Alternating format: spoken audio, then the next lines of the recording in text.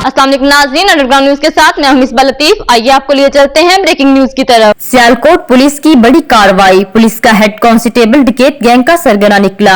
मजीद अहवाल जानते हैं चौधरी अदनान बाहिला की इस रिपोर्ट से।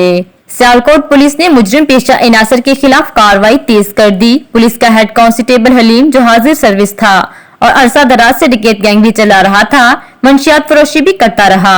SHO थाना कैंट इकबाल खान ने अपनी टीम के हमरा जदीद आलात का इस्तेमाल किया और हेड कांस्टेबल हलीम को गिरफ्तार कर लिया। हलीम गैंग से लाखों रुपए नकदी, जेवरात, मोटरसाइकिलें और बड़ी मिकदार में मंशियात बरामद कर ली। GPO सियालकोट मोहम्मद फैसल ने सख्त कार्रवाई करने का हुक्म दिया है।